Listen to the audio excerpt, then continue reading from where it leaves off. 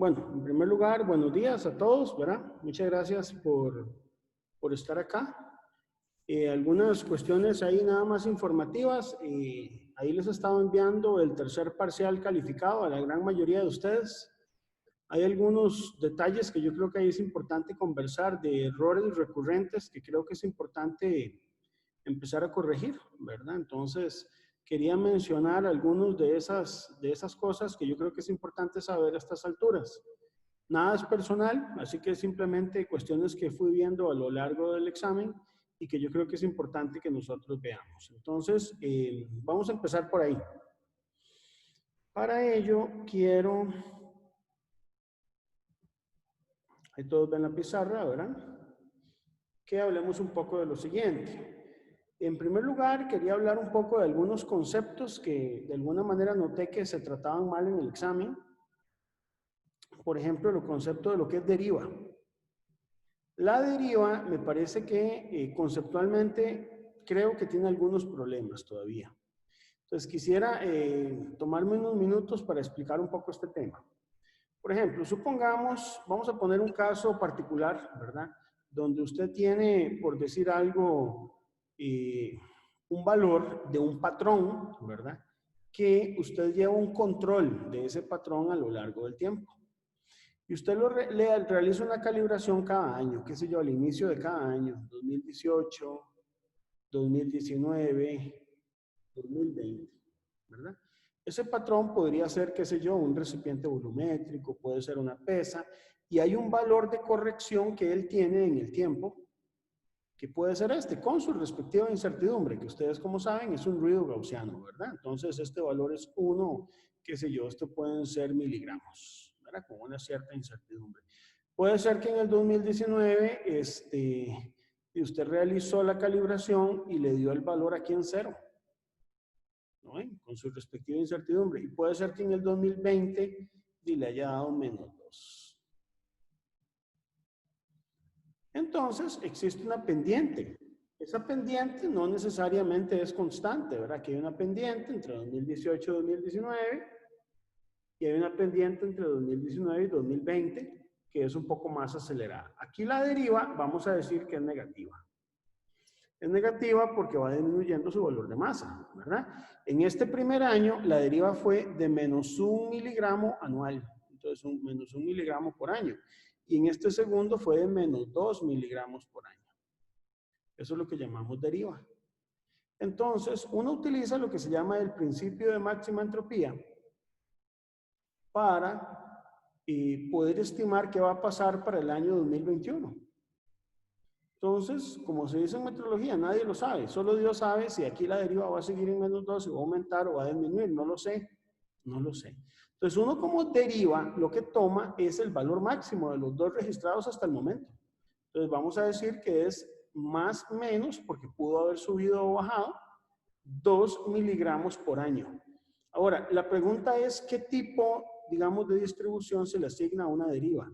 A una deriva, cuando es en tiempo largo, usted tiene que asignarle una distribución tipo rectangular, no triangular. Eso es algo que yo quiero que quede claro. ¿Por qué? Porque hay igual probabilidad de que estemos en cualquier parte del próximo año. En el 2021, cuando yo llegue al 2021, no sé si se va a mantener igual, si va a seguir disminuyendo el valor de masa o si va a aumentar por alguna razón. No sé qué va a pasar. Eso no lo sé. Entonces, para poder compensar eso, hay una incertidumbre que es la deriva. Si yo supiera cuál va a ser el valor de masa en el próximo año, no habría deriva. La deriva es el desconocimiento de hacia dónde puede cambiar el valor certificado que yo tenía del 2020 para el próximo certificado de calibración. Entonces aquí la incertidumbre por deriva la vamos a trabajar como una rectangular, que es básicamente 2 miligramos entre raíz de 3. ¿Estamos de acuerdo con eso, chicos? Entonces, eso es importante porque noté de alguna manera que habíamos estado fallando un poco en eso, ¿verdad? Entonces necesito como que eso lo tengamos suficientemente claro por ahí. Ahora, ¿qué pasa? Vamos a darle un valor. Si usted divide 2 entre raíz de 3, eso nos da 1,15 miligramos.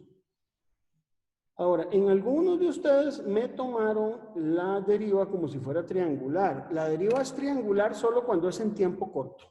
Entonces hay una deriva que es la deriva en tiempo corto. Vamos a explicar qué es eso.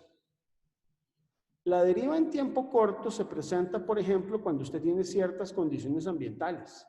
Por decir algo, usted realizó una calibración y en la calibración, al inicio de la calibración, usted midió la temperatura ambiental, temperatura inicial, puede haber sido 20,1 grados Celsius. Y al final de la calibración, usted pudo haber medido una temperatura, por decir algo, de 20,5 grados Celsius. ¿Hubo una deriva? Sí, claro, hubo una deriva. La deriva en ese tiempo corto fue de más 0,4 grados Celsius, porque hubo un aumento en el valor de temperatura, ¿lo ven? Entonces, esto, si usted lo viera gráficamente, es como que usted tuviera la tiempo, esto es tiempo, esto es temperatura en grados Celsius, ¿verdad? Entonces, en un instante inicial y un instante final hubo un aumento del valor de temperatura. ¿Cuánto fue este aumento que usted tuvo aquí? Bueno, el aumento en el valor de temperatura fue de 0,4 grados Celsius. Y el mejor estimador de eso va a estar en el centro. Es decir, si yo tuviera que reportar una temperatura promedio aquí, ¿qué tendría que hacer? De tomar el valor que se encuentra en medio de estos dos.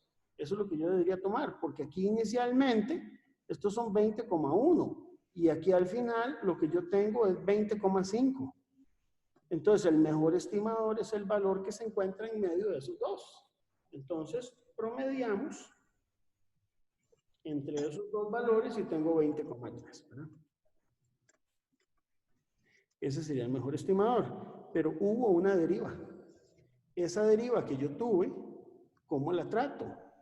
Bueno, esta deriva se puede entender como si fuera más o menos 0,2 grados Celsius. ¿Por qué más o menos? Porque la deriva puede ir hacia arriba o puede ir hacia abajo. Es decir, es la mitad del valor que yo tuve del cambio de temperatura. Y en este caso, la deriva se puede tomar como distribución triangular cuando es en tiempo corto. Entonces, usted puede decir que estos son 0,2 grados Celsius dividido entre raíz de 6. Pero eso es cuando usted tiene una deriva en tiempo corto, no una deriva entre calibraciones. Si usted tiene una deriva entre calibraciones, definitivamente no, digamos, puedes tomarla como una distribución triangular. Esa es la enseñanza. Es decir, si usted tiene una deriva en tiempo largo entre calibraciones, tómela como rectangular. Si usted la tiene en tiempo corto, la puede tomar como triangular. Ahora, si usted tiene una en tiempo corto y la quiere tomar rectangular, estaría mal. No, no está mal. Pero entonces, si usted la hubiera tomado como rectangular en vez de triangular, ¿qué cambia? ¿Qué cambiaría si usted la toma como rectangular? ¿Qué habría que hacer aquí, chicos? ¿Entre qué tendría que dividir este 0,2?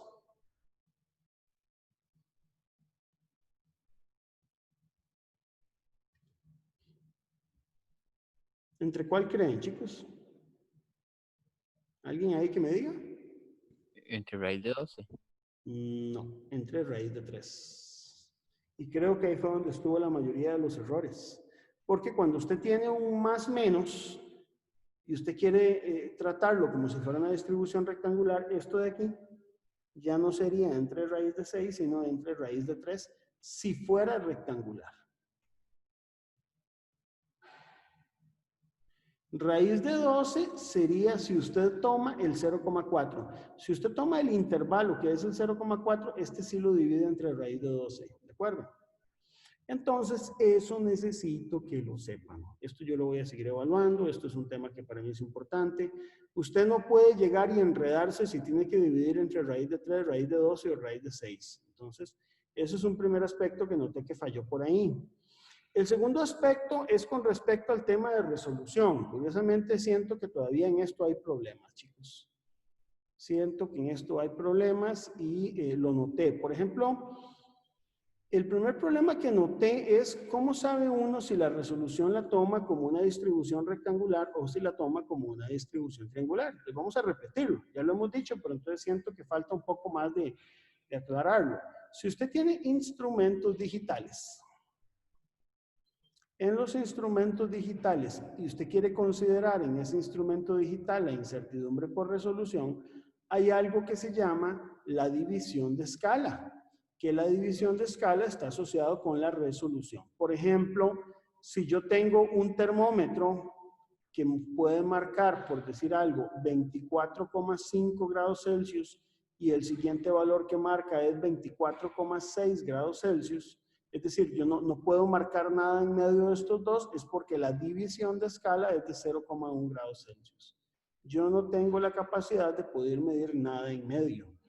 Cuando yo tengo esos instrumentos digitales, entonces el valor de incertidumbre por resolución se va a modelar como una distribución rectangular simétrica, donde el intervalo completo es el valor de D que yo digo que es 0,1 grados Celsius por la naturaleza del instrumento. Entonces la incertidumbre por resolución es D entre raíz de 12. ¿Por qué aquí 12 y no 3 ni 6? Porque es el intervalo completo. Estamos hablando que este 0,1 grados Celsius va desde el valor mínimo al máximo de distribución de probabilidad. Entonces esto quedaría como 0,1 grados Celsius dividido entre raíz de 12. Cuando el instrumento es digital. Y eso nos da 0.0289. Cuando vayan a reportar una incertidumbre, usen 2 o 3 cifras significativas para que no tengan problemas de precisión. Esto es lo que se hace en instrumentos digitales, ¿de acuerdo? Si el instrumento tiene una división de escala más pequeña, la incertidumbre por resolución es más pequeña, obviamente, ¿verdad?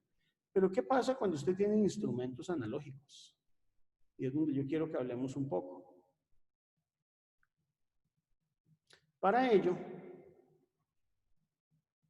entonces, lo que podemos hacer es lo siguiente. En instrumentos analógicos, la división de escala, o sea, la incertidumbre por resolución, hay dos formas de tratarla. Se puede tratar como una distribución rectangular o se puede tratar como una distribución triangular, dependiendo de lo que estemos haciendo y dependiendo de ciertos criterios. Para ello, quisiera que vieran lo siguiente. Vamos a ver el ejemplo. Yo les acabo de compartir ahora, actualizar el ejemplo de calibración de manómetro. No sé si logran ver este manómetro en pantalla. ¿Lo ven todos? Sí. Está bien, ¿verdad? ¿Cuál es la división de escala de ese manómetro que yo tengo ahí en pantalla en la escala de PSI en color rojo? Chicos, ¿cuál es la división de escala que tengo ahí? ¿Alguien me podría decir? Véanlo bien.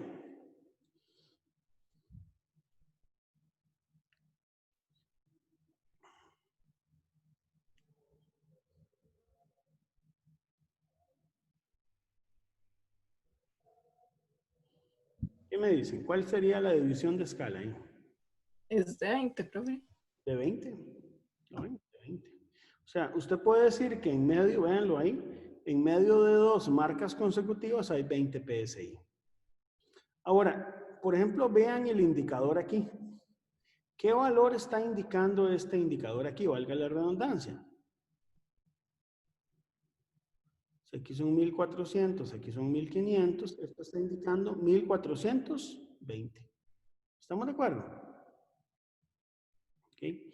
Ahora, el indicador podría haber quedado en medio de dos lecturas. Es decir, si queda en medio de 1520, de 1420, perdón, y 1440, yo puedo apreciar a lo sumo a la mitad. ¿Por qué? Porque el indicador mide en el centro de la aguja indicadora. Así es como se mide. Y yo lo más que puedo apreciar es un valor central. Entonces, ¿yo podría tomar esto como una distribución triangular? Sí. ¿Puedo tomarlo como una rectangular? Sí, también. También. Las dos son válidas. A ver, ahora, teniendo eso en cuenta, vayámonos entonces al cálculo.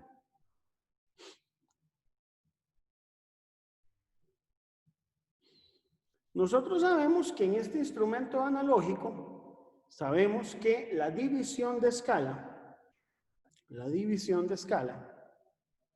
vamos a ponerlo por aquí, es de 20 PSI, ¿verdad? Si usted trata esto como una distribución rectangular, la incertidumbre por resolución, aunque usted aprecie a la mitad de una división de escala, siempre es de entre raíz de 12. Es decir, son los 20 PSI dividido entre raíz de 12. Eso es la forma en que uno trata entonces la resolución, si lo quiere considerar como una distribución que es rectangular. Considerarlo rectangular es un enfoque muy conservador y muy útil. Pero si usted lo quiere considerar como triangular, entonces usted tiene que saber cuánto es la distancia del valor central a los extremos. Y ahí te vas a dar cuenta que va a ser más o menos 10 PSI. ¿Por qué? Porque el rango completo van a ser 20. Lo que pasa es que el considerar que sigue una distribución triangular es porque usted puede apreciar que el valor central es más probable que el de los extremos. Entonces, por ejemplo, aquí usted puede tomar también como triangular, pero tendrías que tomar 10 PSI entre raíz de 6, no 20 PSI entre raíz de 6, ni 10 ni 20 entre raíz de 3. No, lo correcto es tomar la mitad entre raíz de 6. Y esto nos daría una incertidumbre de 4,08. Ahora, viene aquí un caso raro. Usted está teniendo dos respuestas para el mismo problema. Y eso de repente, bueno, a mí no, pero a algunas personas les incomoda que un problema pueda tener dos respuestas, ¿verdad? Porque entonces parece como que usted elige la que más le gusta. Es que se basan en criterios diferentes. Se basan en criterios diferentes. Los dos enfoques son correctos. En el problema del examen, chicos, yo les puse un termómetro cuya división de escala era de 1 grado Celsius, pero usted podía apreciar a la mitad.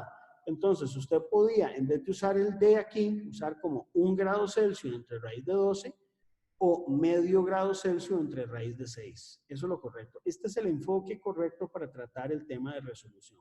La resolución es una de las incertidumbres más importantes en la calibración de cualquier instrumento y por eso quería hacer la aclaración al respecto.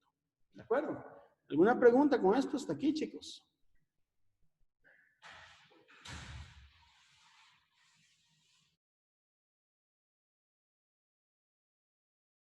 Se conectó Natieli y Carlos Rodríguez y Carlos.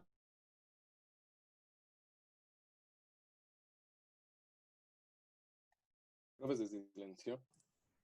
Profe, sí, se silenció.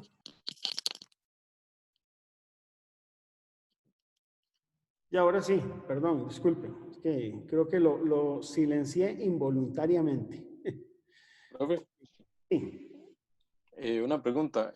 Para las distribuciones triangulares, ¿en qué otro, digamos, ya hemos visto que se ven un poco en los termómetros? ¿En qué otro instrumento sí me las encontraría?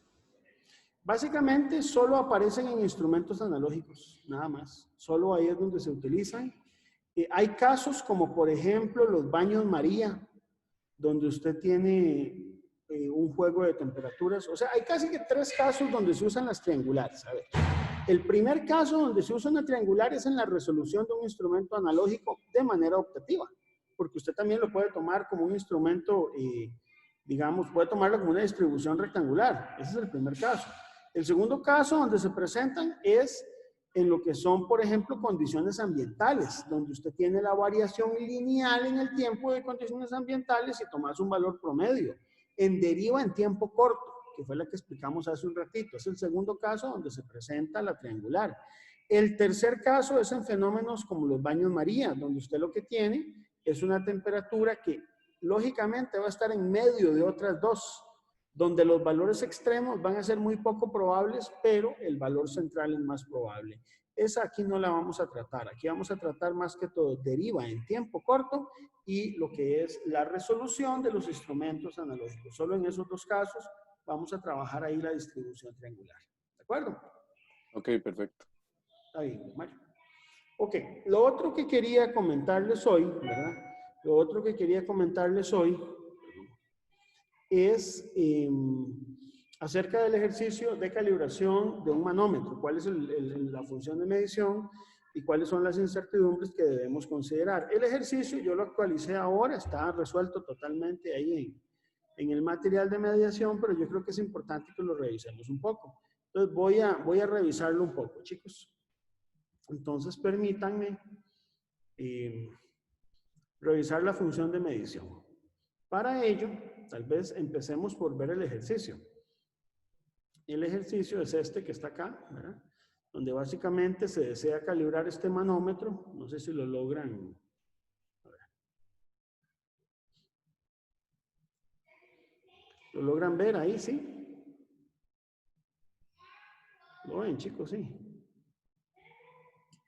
Sí, profe. Entonces, para compartirlo. Ahí. Ahora sí. Entonces, este es el manómetro, ¿verdad? Entonces, ese manómetro al que le estuvimos viendo el valor de división de escala, que por cierto, no les pregunté, pero también puedo preguntarles por el valor de división de escala en la escala en bar, ¿verdad? También lo pueden ver ustedes ahí. ¿Cuál sería el valor de división de escala en bar, por cierto?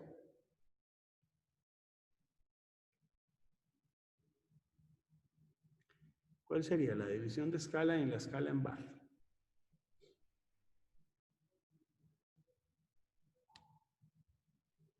Sería 2, ¿verdad?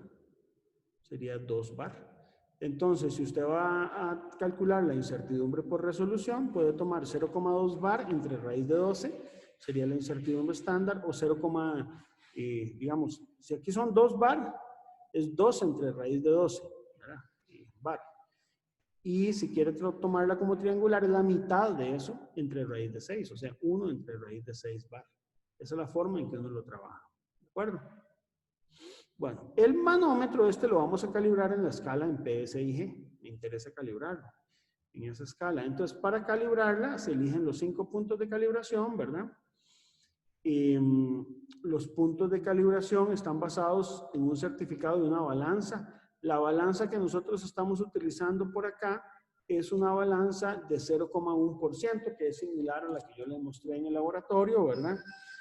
Este es el sistema de montaje donde usted tiene el manómetro a calibrar a una cierta altura. Yo les doy el valor de la altura, son 10,5 centímetros más o menos 1 centímetro, ¿verdad? Masas, pistón, recipiente, y se hacen carreras de ascenso y descenso. ¿Qué quiere decir eso? Usted carga el manómetro hasta el punto máximo y luego lo reduce hasta 0.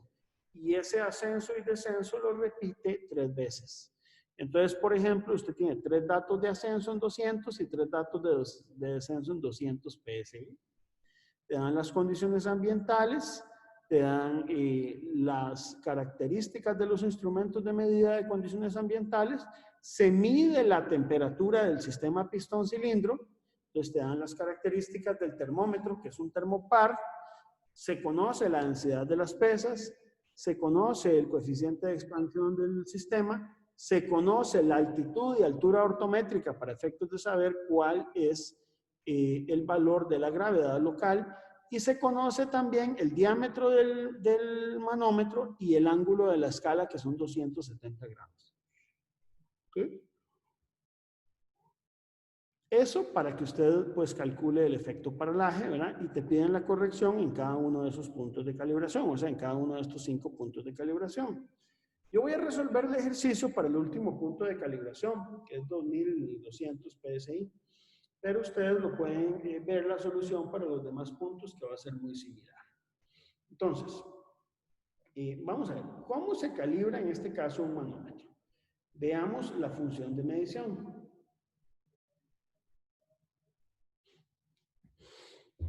Entonces, no sé si... Ahí está, ¿verdad? Lo logran ver todos, la pizarra. Entonces, veamos la función de medición. La función de medición de un manómetro es la corrección. Eso es lo que usted quiere calcular. La corrección es el negativo del error de indicación y se define como una presión de referencia menos la indicación del manómetro, donde la presión de referencia básicamente se define como la presión que me indica la balanza de presión más una presión por corrección de columna, ¿verdad?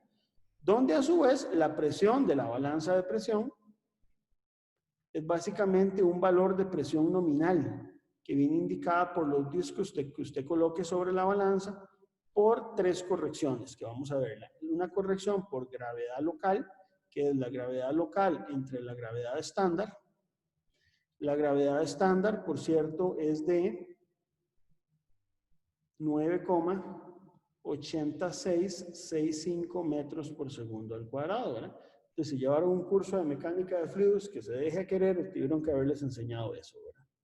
Luego hay una corrección por efecto bollante, que es esta.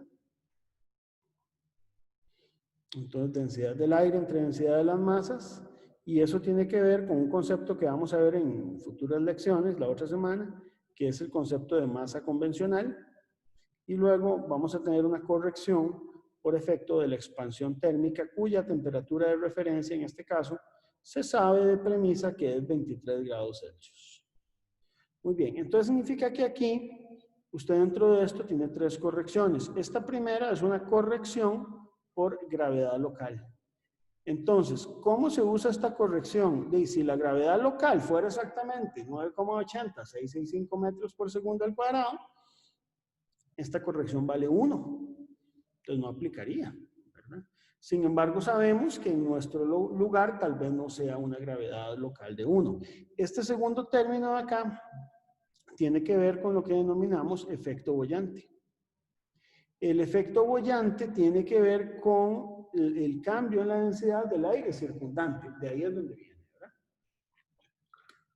Y ese efecto bollante cambia con las condiciones ambientales. Significa que, como lo vamos a ver más adelante, todas las balanzas en general miden la masa correctamente cuando la densidad del aire es 1,2 kilogramos por metro cúbico. Pero si es diferente, hay que aplicar esta corrección. Y esta es una corrección asociada a la expansión térmica. A la expansión térmica. Entonces, la expansión térmica ¿de quién? Del sistema pistón-cilindro, ¿verdad? Entonces, eso es lo que iría aquí, en la presión de referencia, ¿verdad? Y en la presión de columna, ¿qué sería lo que iría? En la presión de columna, básicamente lo que tenemos es una corrección negativa de la densidad del fluido menos la densidad del aire, multiplicada por la gravedad local por la altura, ¿verdad? Ahora, esto nos da en unidades de pascales, por lo tanto, muchas veces se mete un factor de conversión, FC, que ese factor de conversión te convierte los pascales a las unidades de medida del manómetro. Por ejemplo, si el manómetro está en PSI, entonces ese factor es 1.450.377.377 por 10 a la menos 4, esto sería PSI por pascal. Pero no siempre es ese factor. Si el manómetro estuviera en bar, entonces sería 100.000 pascales, es un bar. Entonces esto sería otro valor. Era otro valor que sería 10 a la menos 5, ¿verdad? Etcétera, ¿verdad? Si tiene otras unidades, pues hay que conocer el factor que permite entonces determinar esta corrección. O sea, que de alguna manera, señores, el valor de corrección usted lo puede obtener como la presión de la balanza, la presión de la columna, menos la indicación. Y por lo tanto, este es el mensurando que yo voy a tener en mi función de medición. Ahora, ese mensurando tal cual, así como está, no está totalmente completo. ¿Por qué? Porque, digamos, dentro de la presión de la balanza, la gravedad local o la densidad del aire no son valores que usted usualmente mide en forma directa, sino que los mide en forma indirecta. Entonces, por ejemplo, lo que es la gravedad local, usted necesita la fórmula de Hermet, de la UML 127, que esa fórmula nos dice lo siguiente.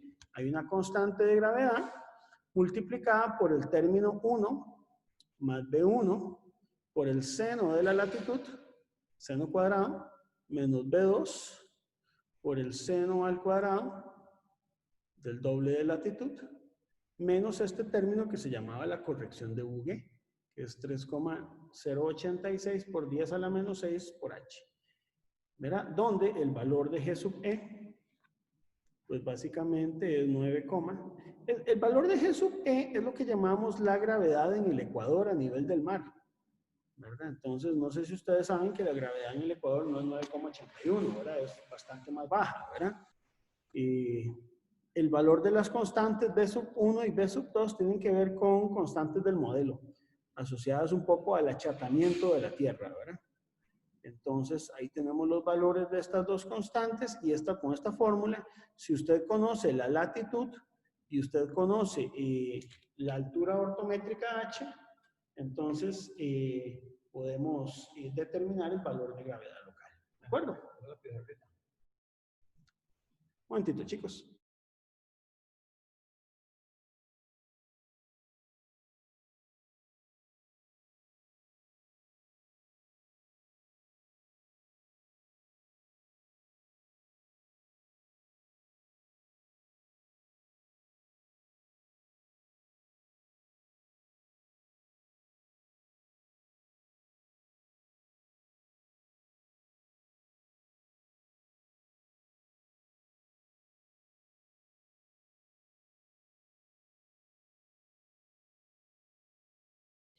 Perdón, chicos, ahora sí.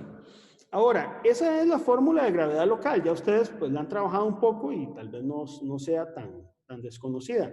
Pero además, la densidad del aire no es algo que usted mide directamente tampoco, ¿verdad? Sino que lo medimos en función, digamos, de la temperatura, humedad y presión.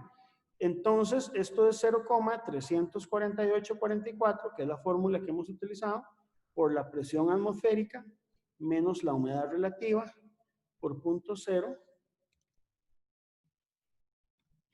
por 0,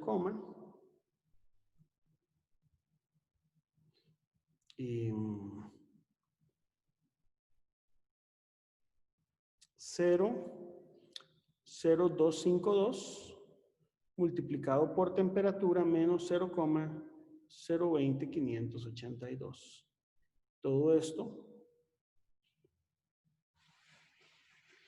dividido entre 273,15 más T. Entonces vamos a ver, apreciemos un poco el modelo. Esta es básicamente la que encerré en rojo, es la corrección, ¿verdad?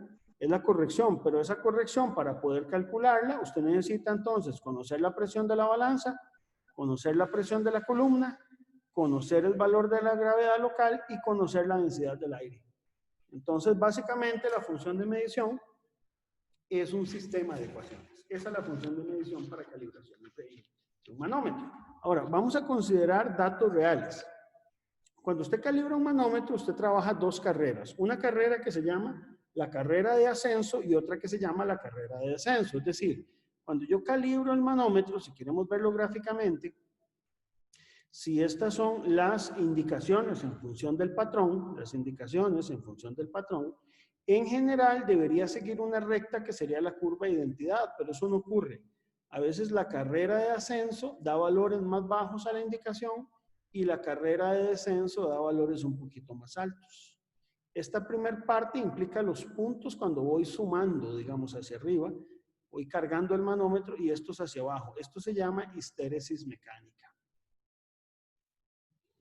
La histéresis mecánica, ¿a qué se refiere? Se refiere a este fenómeno en el cual existe una diferencia para un valor específico, digamos, de presión. Existe una diferencia entre el valor de ascenso y el valor de descenso. Esto se llama carrera de ascenso. Cuando voy subiendo en carga. Y esta de acá se llama carrera de descenso.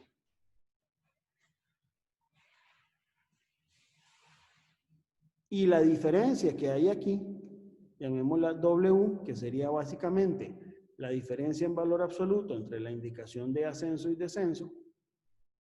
Valor absoluto, pues para que no nos dé problemas de signo, ¿verdad?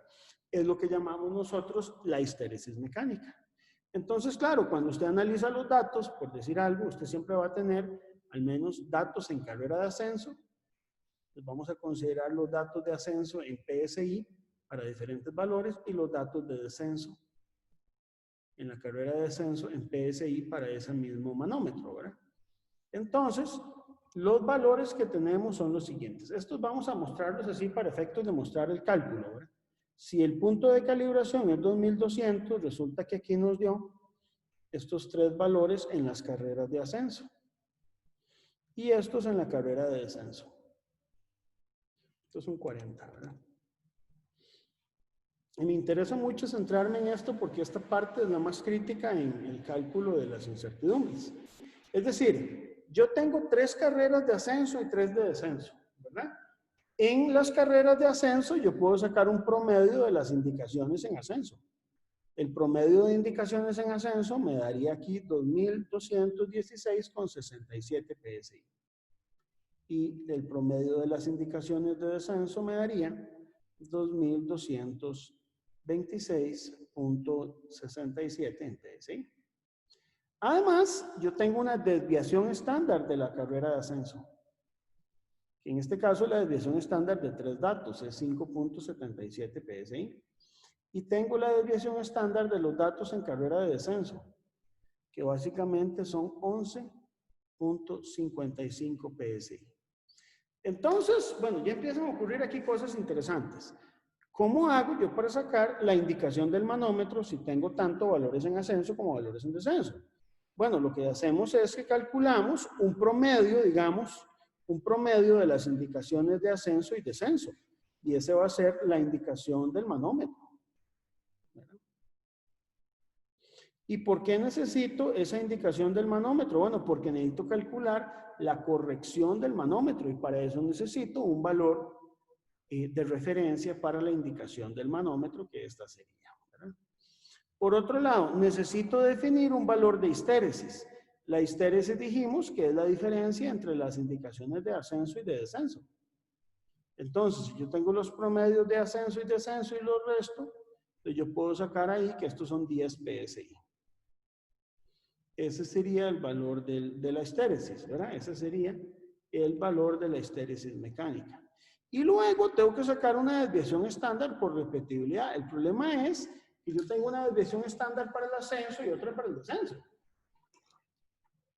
Y yo debo escoger un valor único, no puedo tener dos. Entonces, aquí es muy importante este criterio, ¿verdad? Que es que nosotros tomamos el mayor. ¿Por qué se toma el mayor? Por principio de máxima entropía. Se toma el mayor. ¿De acuerdo? Se toma el mayor por principio de máxima entropía. Ok, entonces eso implica que la desviación estándar con la que yo voy a trabajar sería la de 11,55 PSI. Con esos datos, entonces, y recordando un poco lo que acabamos de ver, vea que yo necesito un valor de I aquí dentro de la función de medición, de la corrección. Bueno, el valor de I va a ser precisamente este valor que estamos obteniendo acá dentro de la función de medición. Esto va a ser el valor de I. Ok, está bien. Ahora, con la información que yo tenga, ahorita vamos a regresar un poco a esto ahora, pero con la información que yo tenga, por ejemplo, de la altura ortométrica, si yo, digamos, en el enunciado me dan a mí la altura ortométrica del lugar, que es 1.327 metros, me dan la latitud, que es de 9 grados, 54 minutos, 13 segundos, lo puedo convertir a radianes, ¿verdad? Cuando hagan la conversión, traten de usar unas 6 cifras significativas. Yo siempre he notado que a veces como que ustedes en eso fallan un poco. Aquí se usan unas 6 para evitar problemas de redondeo. Y utilizando la fórmula de Hermet, es decir, utilizando la relación que tenemos acá, utilizando el valor de zeta y la altura ortométrica A, yo puedo encontrar el valor de la gravedad local, que en este caso va a ser 9,777 metros por segundo al cuadrado, ¿verdad? Luego, conociendo los valores de temperatura, humedad y presión promedio, ¿verdad? Que a mí me los dan en el mismo enunciado. Yo sé que es 22 grados Celsius, 45% de humedad relativa y 886 hectopascales, usando esos valores. Y utilizando la relación que ya yo les di aquí de densidad del aire, que es esta última, entonces yo puedo calcular la densidad del aire. Y esa densidad del aire sé que va a ser 1,04067 kilogramos por metro cúbico. La densidad del aire y la gravedad local es exactamente igual en todos los puntos de calibración, no me va a cambiar, ¿verdad? Por otro lado, hay información adicional que te da el problema, los valores de la densidad de las masas, 7.950 kilogramos por metro cúbico, el valor de la temperatura del patrón del sistema pistón-cilindro, que es 24 grados Celsius, el valor de alfa, que es el coeficiente de expansión lineal, 10.5 por 10 a la menos 6 Kelvin a la menos 1, el valor de la densidad del fluido que yo estoy utilizando, que es un aceite SAE, que es 900 kilogramos por metro cúbico, y el valor de la altura que yo tengo, porque el manómetro no se encuentra exactamente al nivel del sistema pistón-cilindro. Entonces hay una altura de 0,105 metros.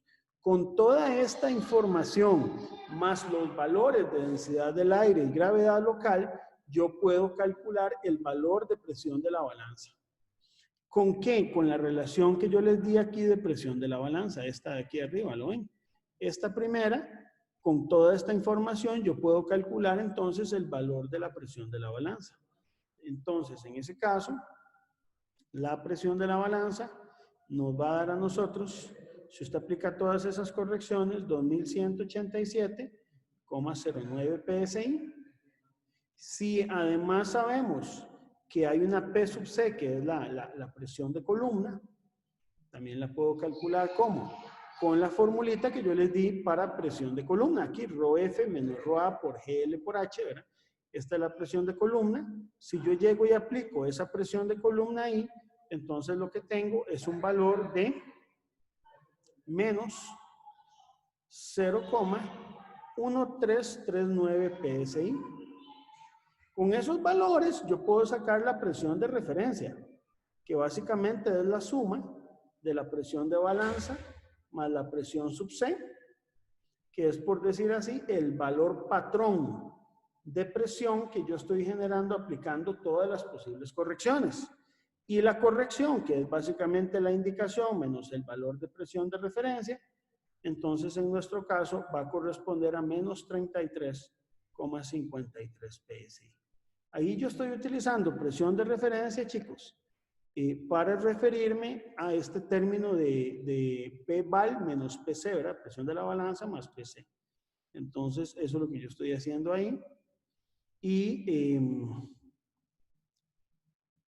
de esa manera, entonces ya tengo ahí el valor de la corrección, ¿verdad? ¿Está bien?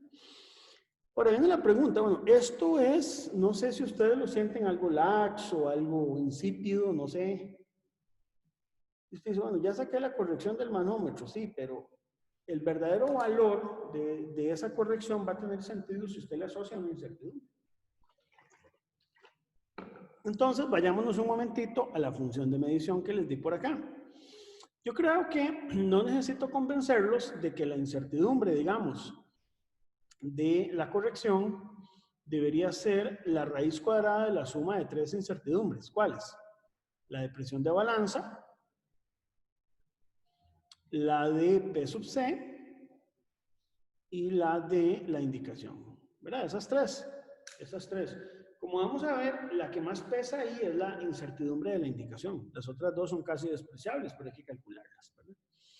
Entonces, el proceso que sigue ahora es la determinación precisamente de esas incertidumbres. Eso es lo que vamos a dedicarle un poquito de tiempo en este momento. ¿Ok? ¿Preguntas hasta aquí? Estamos bien. Ok, entonces vamos a hacer el diagrama de causa-efecto. El diagrama de causa-efecto, ahí se les ruega un poco de paciencia, ¿verdad? Porque es un poquito más largo, ¿verdad? Que otros ejercicios.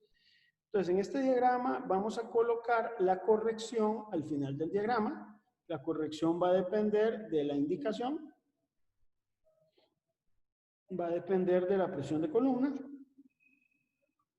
Y va a depender también de la presión de la balanza, que esta sí es un poquito más larga, ¿verdad? Y presión de la balanza aquí. Dentro de la indicación vamos a tener una incertidumbre por apreciación, que ya la habíamos conversado un poco, ¿verdad? Y que hemos dicho que esto eran 20 PSI. Voy a tomarla para efectos de este ejercicio como una distribución que fuera rectangular. Podría tomarla como una triangular también, ya eso lo hablamos. Luego la histéresis. La histéresis vamos a tomarla como un rango que también es rectangular. Esta histéresis, ¿de dónde la tomamos? La vamos a tomar de la prueba de histéresis que habíamos hecho por aquí. Habíamos dicho que son 10 PSI, pero ese es el rango completo de histéresis. Por lo tanto, no es que sea más menos 10, no, es que el rango completo de histéresis son 10 PSI. El rango completo. Luego, tenemos una incertidumbre por repetibilidad. La repetibilidad es muy importante. Ustedes siempre que la indiquen en el diagrama, indiquen que es normal, indiquen el número n de grados o el número digamos, de datos asociados a esa repetibilidad. En este caso son 3. E indican el valor de la desviación estándar. Yo a veces noté en algunos diagramas, chicos, que ustedes seguro no habían calculado la desviación estándar y me dejan esto con nada más como SI. No, si usted no le da un valor numérico a la incertidumbre, el diagrama queda incompleto. Además, necesitamos calcular una incertidumbre por efecto paralaje. Entonces, esto es importante. No. Efecto paralaje. El efecto paralaje sigue una distribución rectangular, pero ¿cuánto es el valor de ese efecto paralaje? Bueno, para poder determinar el valor de ese efecto paralaje, lo que vamos a hacer es un pequeño modelo. Modelo para poder determinar ese efecto paralaje. Entonces, prestemos atención por aquí, chicos. Para el efecto paralaje, yo sé que pueden estar ya cansados de calcularlo, pero bueno, es algo que yo creo que es importante manejarlo en este curso. Usted lo que hace es posicionarse frente al indicador y hacer dos triángulos, ¿verdad? Básicamente. Entonces, a un triángulo grande donde nos dicen a nosotros que la distancia a la que se encuentra el observador es de 300 milímetros, lo pueden ver ahí en el enunciado, y esta distancia que voy a llamar la L, por ejemplo, que son 32.5. Las letras las pueden llamar diferentes. Yo le llamé esas dos letras, pero ustedes le pueden llamar con otras. A esta distancia que hay entre la carátula y el indicador, lo llamo A y es de 1 milímetro, y quiero saber el valor de P. Entonces, para encontrar ese valor de P, hago L por A entre H, ¿verdad? Y tengo que eso es 0,1083 milímetros. Hay un asunto importante que noté que fallaron en el examen, chicos. Es cuando usted tiene una regla. Cuando usted tiene una regla, el efecto paralaje que usted calcula de ahí es el efecto paralaje en la regla. No hay que hacerle ningún tipo de amplificación. No hay que utilizar ningún factor de conversión. No hay que convertir eso a otras unidades. No hay que utilizar la fórmula aquella que tenía que ver con el espacio de divisiones de escala de un nonio. No, nada de eso se usa. En una regla, como la del problema 4 del examen tercer parcial. Pero en el caso de que sea un manómetro, sí hay que hacer una conversión. ¿Por qué? Porque el manómetro no te mide milímetros, te mide PSI. Entonces, si usted lee el enunciado, nos dice a nosotros que si yo agarro ese valor en milímetros, ahora lo voy a llamar X, ¿verdad? Porque lo voy a convertir a PSI, que eso significa lo siguiente. La escala total del manómetro es de 2320 PSI, o sea, de 0 hasta el valor máximo. Y eso implica 3/4 partes de una circunferencia. Y como la circunferencia tiene 80 milímetros de diámetro, pues 3/4 partes de eso nos da a nosotros 1.333 PSI. Ese es el efecto paralaje y ese es el valor que ustedes deben incluir aquí. Debe estar incluido. No pueden simplemente dejarlo declarado, ¿verdad? Ustedes tienen que darme el valor con el cual van a calcular el efecto paralaje. ¿Bien? Ahora, para efectos de la presión de columna, hay varios detalles.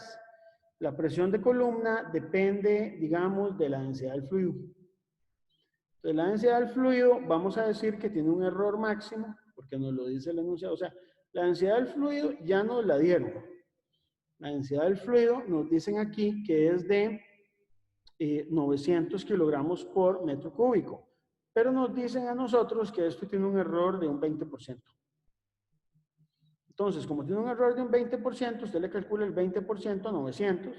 El 20% a 900 es 180. Entonces, vamos a decir que es más o menos 180 kilogramos por metro cúbico, ¿verdad? Y que eso sigue una distribución rectangular. Eso es lo que vamos a decir, porque es todo lo que sabemos. Yo noté que ustedes cometieron un error en el examen y es que los gradientes, algunos me los supusieron como distribuciones normales. Y yo siento que fue porque en la tarea se estudiaron que eran normales, pero es que en la tarea yo les daba el K, les daba el factor de cobertura. Si usted no le dan el factor de cobertura, le dan únicamente el más menos, lo correcto es tomarlos como distribuciones rectangulares. ¿De acuerdo? Entonces, como usted lo que tiene es un más menos 20%, básicamente lo más que usted puede asumir es que es una distribución rectangular. Luego, esta presión de columna va a depender también de un H, vamos a verlo así. Y esa altura también nos dicen que tiene una cierta variación máxima, ¿verdad? Una variación máxima de más o menos 1 centímetro, que sería 0,01 metros.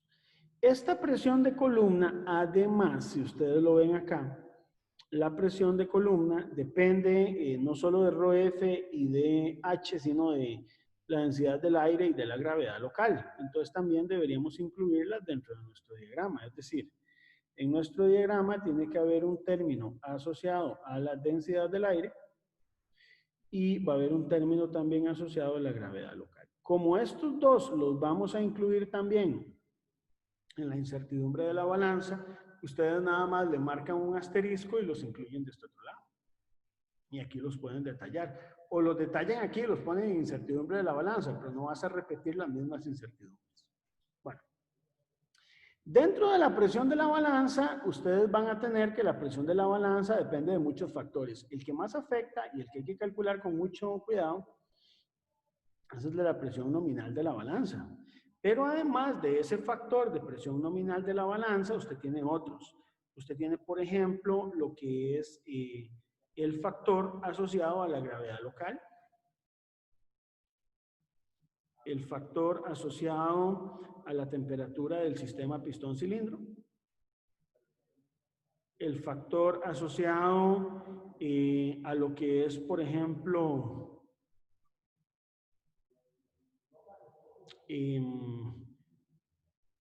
el alfa, digamos, y la densidad de las masas. Entonces usted tiene una densidad de las masas y un coeficiente de expansión, digamos, alfa. Tiene todo eso, hay que incluir una incertidumbre asociada a esa parte, ¿verdad? Y además de eso, usted tiene que incluir la de la densidad del aire. Que esta sí es un poquito pues, más complicada. O sea, más larga, porque implica más fuentes, ¿verdad? Entonces, y eso es. Ven que la gravedad local y la densidad del aire vuelven a estar aquí arriba. Entonces, por eso es que les puse un asterisco, porque las mismas incertidumbres que introduzca aquí son las que van al otro lado.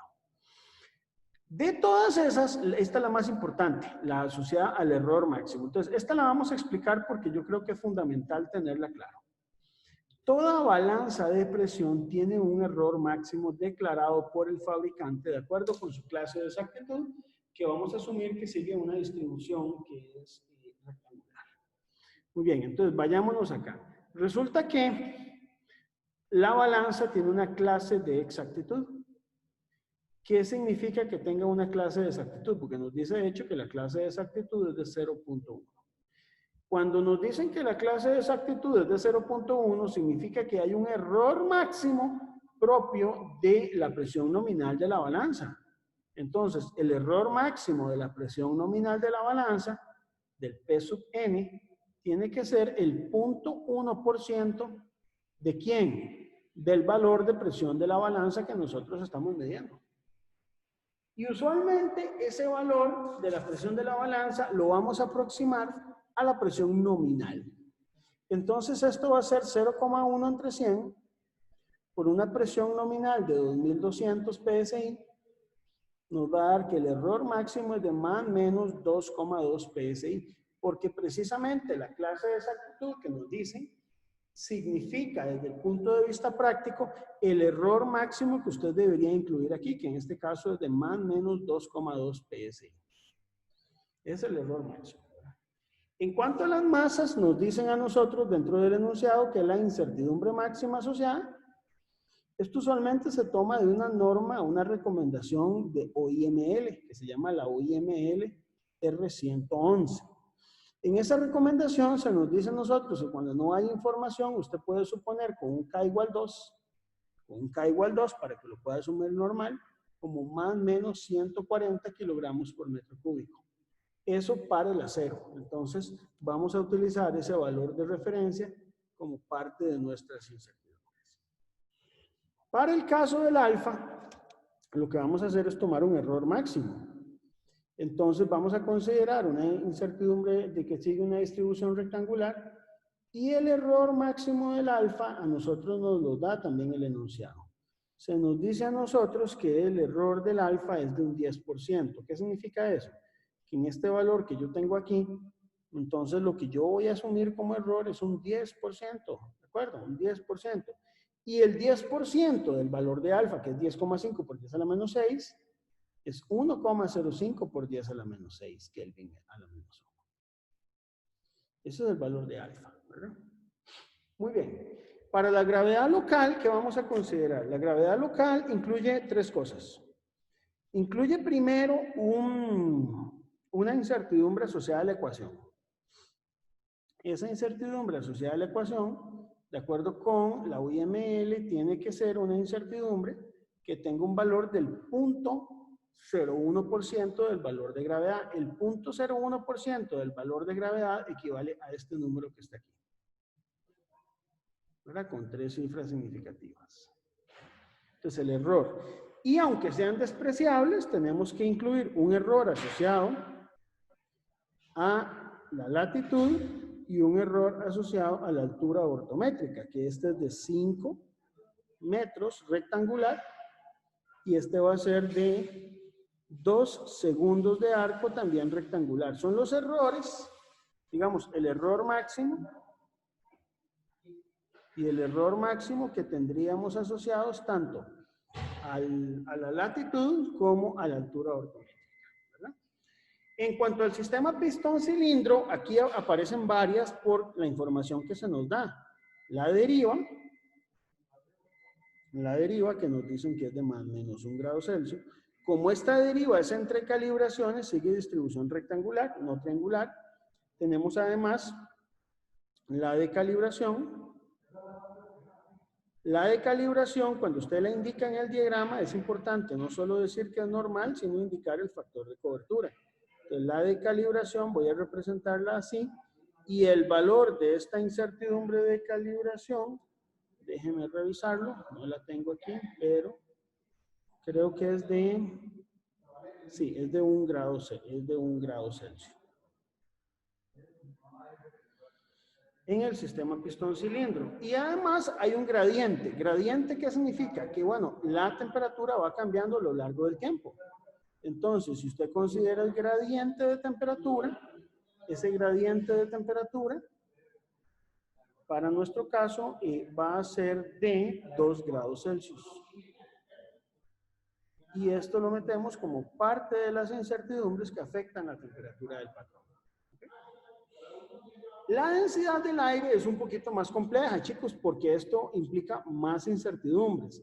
Entonces, esta la voy a detallar en la próxima página, para que no se nos sature. Pues vean que este diagrama de causa-efecto ya no es tan sencillo como los del primer parcial, ¿verdad? Hay que trabajarlo un poquito más, ¿verdad? Entonces vamos a hacer un diagrama especial nada más que incluya la densidad del aire. Y dentro de esta de la densidad del aire, ¿qué vamos a incluir? Vamos a incluir las incertidumbres asociadas a la temperatura, la incertidumbre asociada a la presión, la incertidumbre asociada a la humedad y la incertidumbre asociada a la propia ecuación de densidad del aire que ya hemos visto, ¿verdad?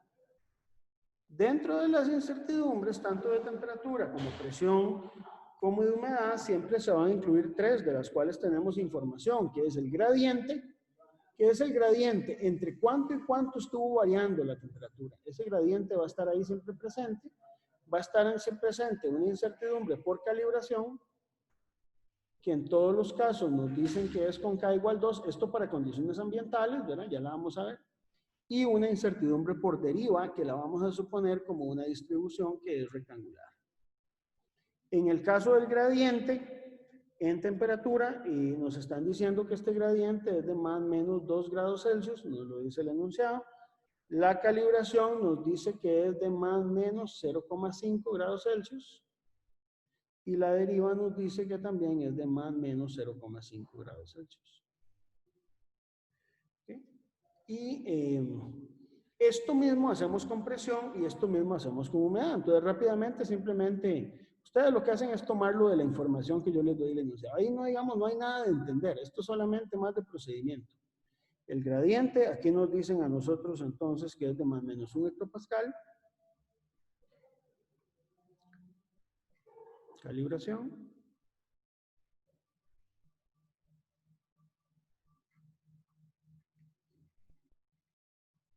Donde esta calibración que nosotros tenemos aquí es de 1 hectopascal también, más o menos 1 hectopascal. Y la deriva.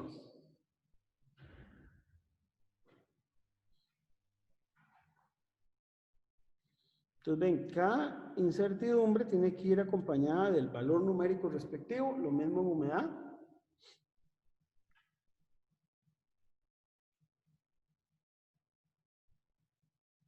En caso de la humedad, el gradiente con el que vamos a trabajar es un 10%, o sea, cambia mucho la humedad relativa. Este gradiente se puede trabajar también triangular, porque el gradiente es la deriva en tiempo corto, ¿verdad? Así se le llama el gradiente también, deriva en tiempo corto. O la pueden trabajar como rectangular. Yo la voy a trabajar como rectangular porque no puedo garantizar que esa variación sea demasiado lineal en el tiempo. La calibración con K igual 2, ¿verdad? De la humedad relativa la puedo considerar, nos la dan en el enunciado, como un 5%. ¿Okay? Y la deriva, básicamente, nos dicen aquí, es de más o menos 5%. La ecuación, chicos, la ecuación es algo que se calcula por aparte. Y hay una relación que me dice a mí cómo calcular esta incertidumbre de ecuación. La incertidumbre de ecuación es una incertidumbre relativa respecto a la densidad del aire, ¿verdad? Y eso ya lo hemos visto antes. Entonces, cuando usted llegue y la calcula, esta incertidumbre le va a dar 0,00707. ¿De dónde sale esta incertidumbre? De multiplicar la incertidumbre relativa por la densidad del aire. Ya eso lo hemos visto antes, entonces no le voy a detallar mucho. Entonces ven que hay que hacer un diagrama. Este diagrama, entonces, de acá, es el complemento del diagrama anterior que teníamos aquí. Entonces, esa es la forma en que usted hace un diagrama, entonces, para la calibración del tema de presión. Es importante en este diagrama notar algunas cosas. Estas incertidumbres de la densidad del aire son las mismas en todos los puntos, ¿verdad? Y las incertidumbres asociadas, por ejemplo, aquí a esta parte, las que nos van a cambiar son la histéresis, esta va a cambiar en cada punto, voy a marcarla. La repetibilidad, esta que está marcando en rojo, cambia. Y esas dos, la apreciación y el efecto paralágeno. Y de todas las que están aquí, las únicas que van a cambiar son las asociadas a la presión de la balanza. ¿Por qué? Porque esa presión es función del punto de calibración. Y como esas tres incertidumbres que están aquí, como vamos a ver, no son totalmente despreciables, uno debería poder calcular el punto. O sea, estas incertidumbres para todos los puntos de calibración. Repito, todo el cálculo lo estoy haciendo en este momento para la presión nominal de 2200 PSI. Pero si yo tomo otra presión, estos tres valores van a cambiar dependiendo del punto de calibración, ¿verdad? Ok, ese es el diagrama de causa-efecto. Ahora, me interesa aquí, hay un punto aquí importante que es entender bien, o sea, uno en ingeniería, a ver, esto es un asunto importante en sus vidas, chicos. Uno en ingeniería tiene siempre que pensar qué es lo importante, o sea, de todos los cálculos, de todo ese montón de información ahí, ¿qué es lo importante? Yo creo que ustedes como ingenieros tienen que saber eso. O sea, hay una cosa que se llama el diagrama de Pareto. No sé si alguien se acuerda cuando hablamos del diagrama de Pareto. ¿Alguien se acuerda de eso? No, la semana pasada. Quiere que si usted tiene un montón de incertidumbres, hay unas que se llaman los pocos vitales, que son como el 30%, si acaso. No sé si ustedes tuvieron la curiosidad ayer de analizar los casos nuevos de COVID-19, ¿verdad? Si usted agarra todos los cantones donde estuvieron o sea, en muchos cantones hubo casos, pero hubo 4 cantones donde están básicamente más de la mitad de los casos. Eso es lo que usted tiene que distinguir. 15 en Santa Cruz, 9 en Alajuelita. O sea, usted tiene que saber cuáles son los que tienen la mayor parte, porque usted llega y ataca eso, entonces usted puede tomar medidas para poder ver algún resultado. Lo mismo hacemos en incertidumbres. Ustedes tienen que ver de todo ese montón de incertidumbres cuáles son las más importantes, ¿verdad? Esa es la visión que tenemos que tener. No, o sea, no sé todavía cuáles son las más importantes, pero hay que hacerlo.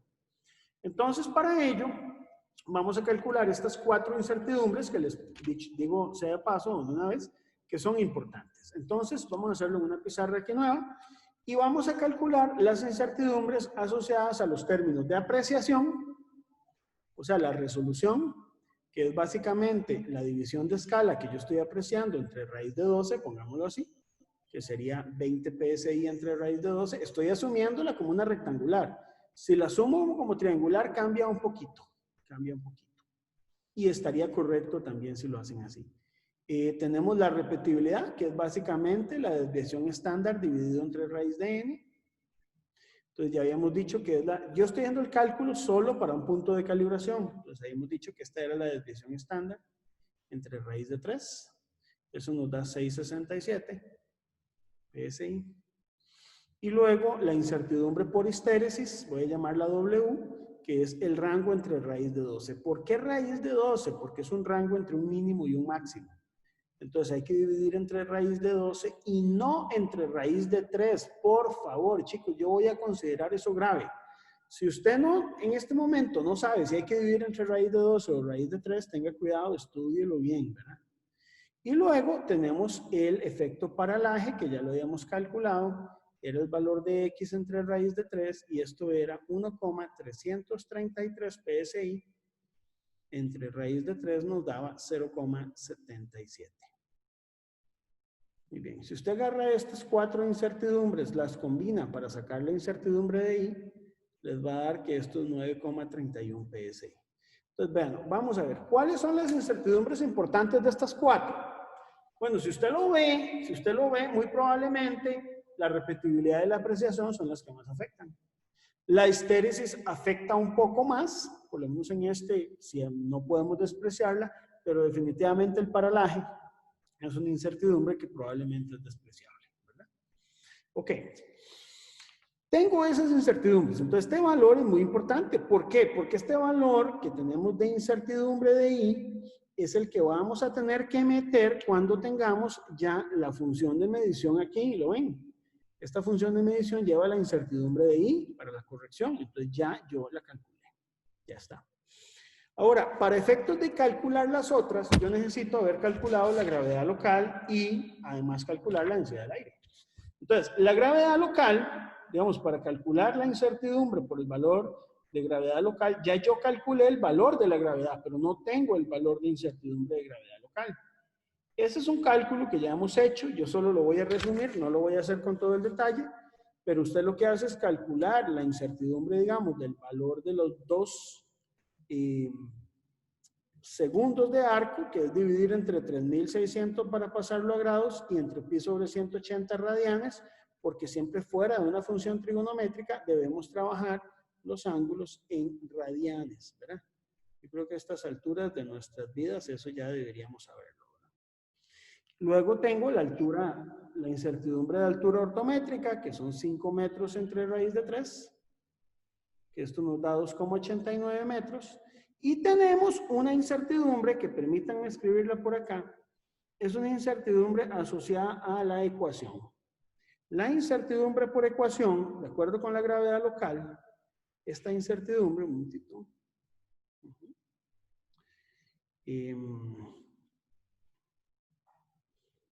es la gravedad local por el 0.01% dividido entre raíz de 3 por ser un error.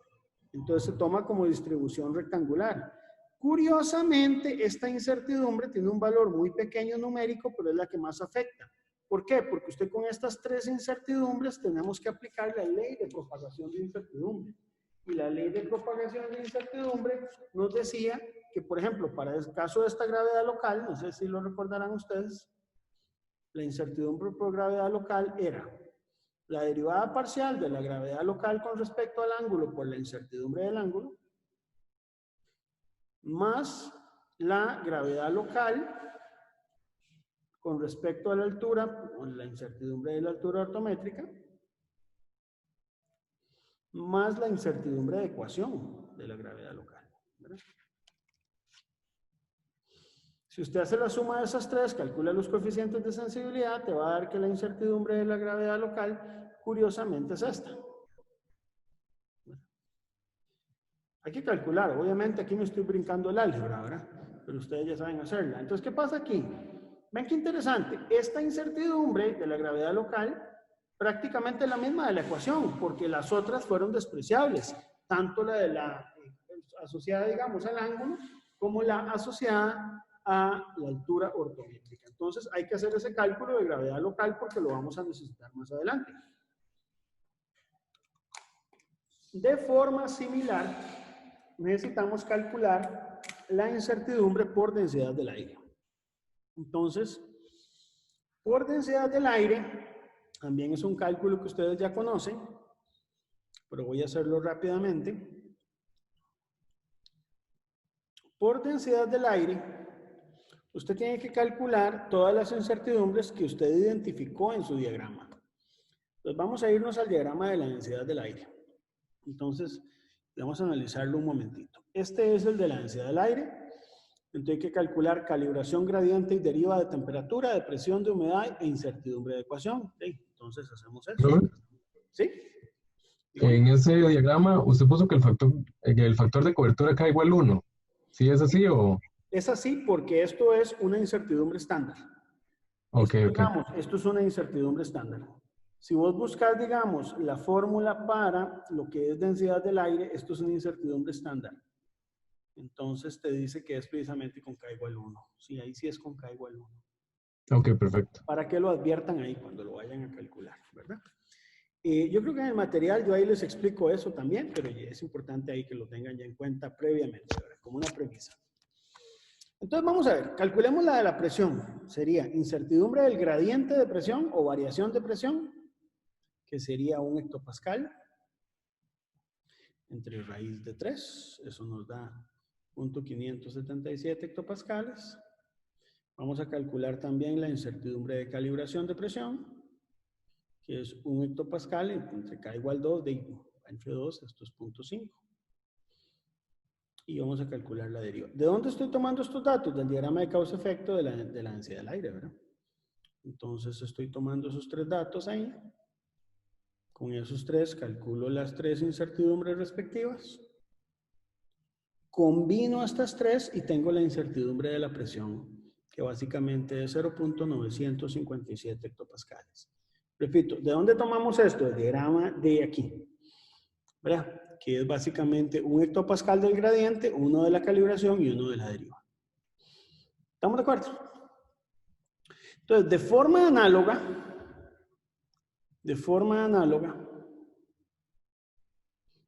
o sea, para efectos del examen hay que calcularla, pero para efectos de la clase de ahorita, y no voy a repetir, es lo mismo. Entonces, de forma análoga, se calcula la incertidumbre de la humedad relativa y la incertidumbre de la temperatura. Entonces, usted calcula estas tres y las combina, y lo que tiene es que la incertidumbre de la humedad relativa le va a dar 6,92%, ¿verdad? Haciendo el mismo cálculo, y la de temperatura le va a dar 1,216. Entonces vamos a brincar eso para no hacerlo tan aburrido. Y vamos ahora con la incertidumbre de ecuación, que repito, esa es relativa con K igual 1 y tiene el valor de 0,00707 kilogramos por metro cúbico. Entonces aquí lo que uno hace es calcular la incertidumbre de densidad del aire. ¿Cómo? Bueno, aplica la ley de propagación de incertidumbre, donde combina la densidad del aire con presión, con temperatura y con humedad relativa. ¿Verdad? Temperatura y humedad relativa. Y además incluye la incertidumbre de la ecuación.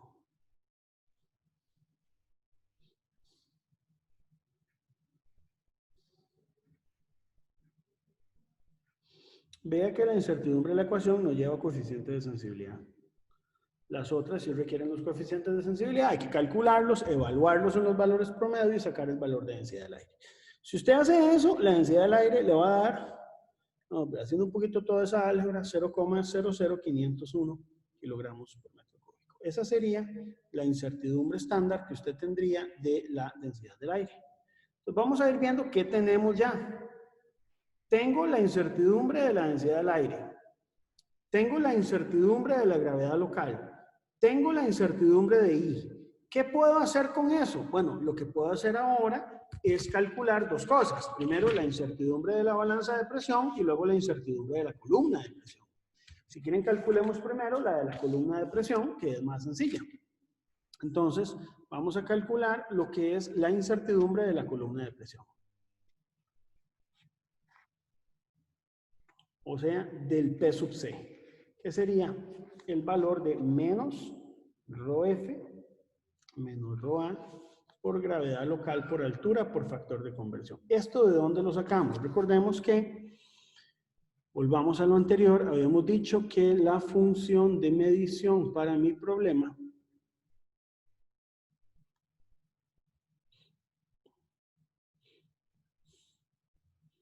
era esta. ¿No? El P sub C. Entonces yo estoy tomando aquí el P sub C y lo voy a evaluar precisamente para calcular cada una de las incertidumbres asociadas. Entonces, si usted evalúa las incertidumbres del P sub C, básicamente la incertidumbre del P sub C, ¿verdad? Es la raíz cuadrada de ¿qué? Usted hace ley de propagación de incertidumbre para esas tres variables. P sub C entre ρf por incertidumbre de ρf, ya les digo de dónde la sacamos. Luego, P sub C entre ρa por la incertidumbre de ρa. Usted puede derivar analíticamente esta expresión, es muy fácil derivarla, ¿verdad? P sub C con respecto a gravedad local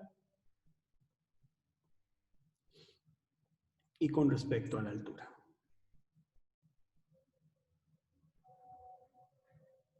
¿Está bien? Entonces, ahora sí.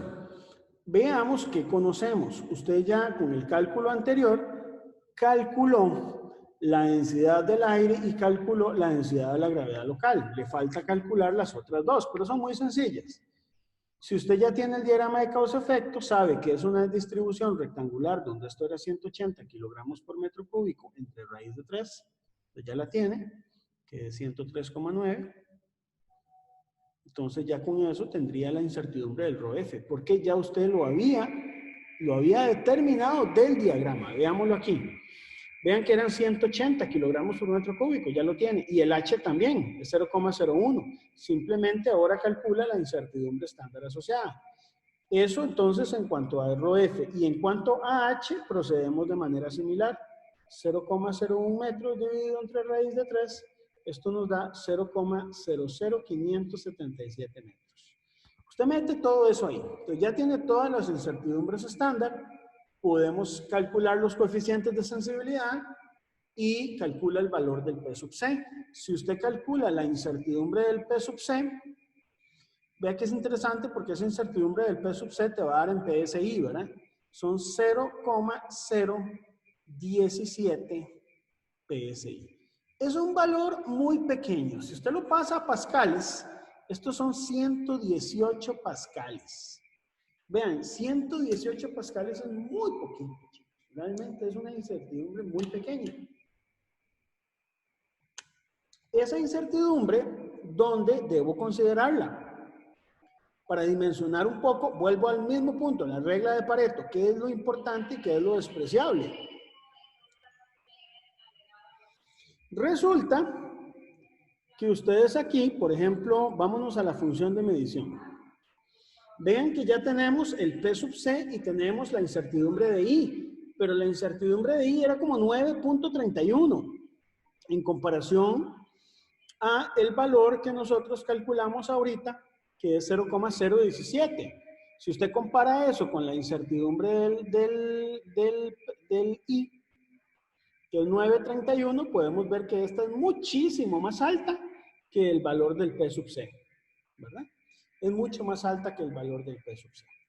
Por último, vamos a calcular la incertidumbre asociada a la presión de la balanza. Esa es muy importante calcularla.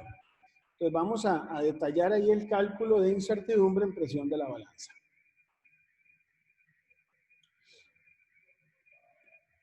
Esto sería la balanza de presión.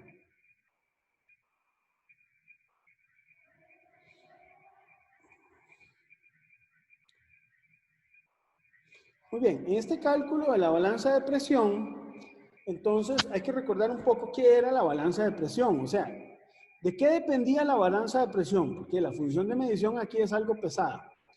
La balanza de presión es esta ecuación, P sub n, GL por entre GN, es todo esto de aquí. Entonces vea que depende de la presión P sub n, de G sub L, de densidad del aire, ρ m y TP y el alfa. Y si ustedes veían el diagrama de causa-efecto, que aquí es muy útil tenerlo, depende de todas estas incertidumbres. Ya tengo la densidad del aire y gravedad local porque las calculé por separado. Tendríamos que calcular temperatura TP, densidad de las masas y el alfa, ¿verdad? Entonces, vamos a empezar calculando esos valores. Lo primero que podemos notar es que la incertidumbre de la presión nominal es como, digamos, la balanza tiene un punto 1.1% de valor de incertidumbre respecto a la presión nominal, la puedo escribir de esta manera. Si yo sustituyera aquí la presión nominal por el valor de 2200, entonces tengo aquí el más menos 2,2 PSI, que ya estábamos en el diagrama de causa-efecto entre raíz de 3, ¿verdad? Y eso me va a dar a mí 1.270 PSI. Curiosamente, esa es la incertidumbre que más afecta de todas. Pero hay que calcular las demás. Es decir, hay que calcular la incertidumbre asociada a la densidad de las masas, que es una expandida entre K. Ahí en el diagrama hemos dicho que eran 140 kilogramos por metro cúbico entre K igual 2, nos da 70 kilogramos por metro cúbico.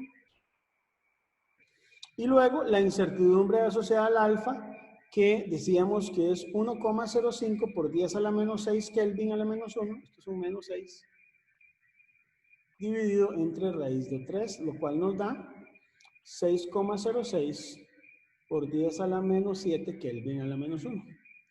Tengo esas tres. Además, ya yo había calculado anteriormente las incertidumbres, digamos, ya yo había determinado las incertidumbres del sistema pistón-cilindro, que son tres. Una de calibración del sistema de pistón-cilindro, que es, bueno, 1 grado Celsius entre 2, es un K en una expandida entre 2. Una incertidumbre asociada, digamos, al gradiente. Gradiente es el cambio corto, la deriva en tiempo corto, que voy a sumarla como rectangular, ya estaba en el diagrama de causa-efecto, y la deriva. Esto para el sistema de pistón-cilindro, ¿verdad? Entonces, si usted hace el cálculo con estas tres, esto da 0.577 y esto da 1.155. La combinada de estas tres nos da la incertidumbre del sistema pistón-cilindro, que es de 1.384 grados Celsius. Entonces vamos a ver, ya tengo P sub n, tengo densidad de las masas, tengo alfa y tengo sistema pistón-cilindro. Y previamente ya habíamos calculado densidad del aire y gravedad. Entonces ahora nos vamos a ir a recordar un poco cuál era la ecuación que me definía a mí la presión de la balanza. Acuérdense que la presión de la balanza se define como... La presión de la balanza se define como el P sub n por la corrección de gravedad, por la corrección de efecto boyante, y para estar seguro, era así, ¿verdad?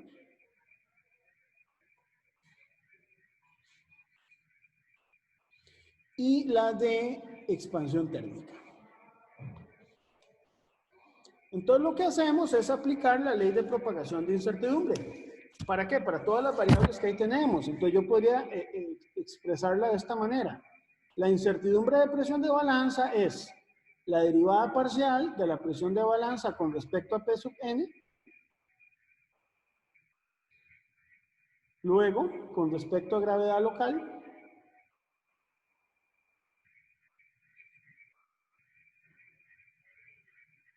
Luego, con respecto a densidad del aire.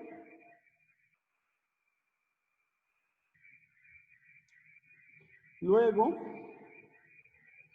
con respecto a densidad de las masas.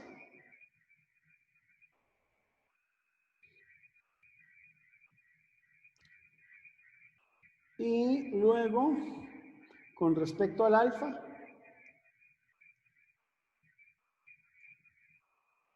Y por último, con respecto a la temperatura del sistema pistón-cilindro. Claro, hay que sacar las derivadas parciales respectivas. Entonces, estas derivadas parciales, chicos, aquí sí es importante ver algo. No sé si estará claro para ustedes, pero esta corrección de gravedad local vale esta de aquí, ¿verdad? Como la gravedad local anda muy cercana a la estándar, no es igual, pero anda muy cercana, usted la puede aproximar a 1, aproximadamente. Es un poquito menos de 1, pero ese término se puede aproximar a 1. Por otro lado, esto que está aquí, que es la corrección asociada al efecto boyante, usted también sabe que anda aproximadamente por 1. Y este término anda aproximadamente por 1. Entonces, por ejemplo, si usted quiere sacar, hagámoslo aquí en negro, la derivada parcial de P de balanza con respecto a P sub n, ¿qué va a hacer? Bueno, es despreciar los otros términos que valen casi igual a 1, y esto aproximadamente vale 1. Porque los términos encerrados en rojo usted los toma como 1. Entonces, para efectos de nuestro cálculo, este coeficiente de sensibilidad lo vamos a tomar como 1. Es una simplificación, puede ser muy gruesa, puede ser que usted lo haga y tal vez no duerma tranquilo, pero no, o sea, para efectos de incertidumbre eso está bien, digamos. Ahora, para calcular este segundo coeficiente que está aquí, el de la gravedad local, usted tiene que hacer la siguiente simplificación. Piense que la presión de la balanza es aproximadamente P sub n por GL entre GN, ¿lo ven? Vamos a considerar que los términos asociados a boyante y expansión térmica son 1. Entonces, cuando usted tiene ese término, ¿cuánto sería la derivada parcial de la balanza con respecto a la gravedad local? Y va a ser P sub n entre G sub n. ¿Lo ven? Usted no jala todos los términos. Ahora, para eso mismo vamos a hacer con todos los demás términos. Si usted quiere, por ejemplo, calcular la derivada parcial con respecto a la densidad del aire aquí, usted puede hacer la siguiente simplificación. La presión de la balanza es aproximadamente igual a P sub n. Despreciamos el primer término porque no tiene densidad del aire y el último. Nos quedamos con el término del centro, pero aquí en el denominador, como la densidad de las masas anda en el orden de 7000 y esto es 1, este denominador es casi 1. Entonces usted casi que podría simplificar esto a decir que es 1 menos ρ A entre ρ M. Y entonces, ¿cuánto va a ser la derivada parcial de la presión de la balanza con respecto a, digamos, la densidad del aire? Y prácticamente va a ser P sub n, puede ponerle negativo, entre ρ sub n. ¿No? Entonces, así vamos calculando los demás coeficientes. Los coeficientes se calculan haciendo simplificaciones, ¿verdad? Se calculan haciendo simplificaciones. El detalle de esas simplificaciones lo pueden ver en el ejercicio resuelto. Si ustedes aplican esas simplificaciones, esta ecuación que ustedes tienen ahí de presión de balanza se puede escribir de una forma que resulta ser muy conveniente.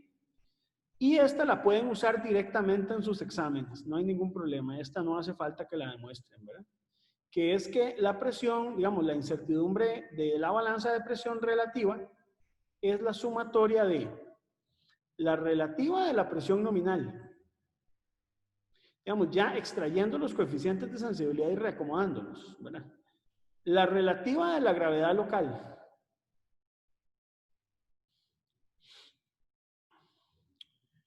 La de densidad del aire, pero dividida entre el ρ M, curiosamente, no entre el ρ A.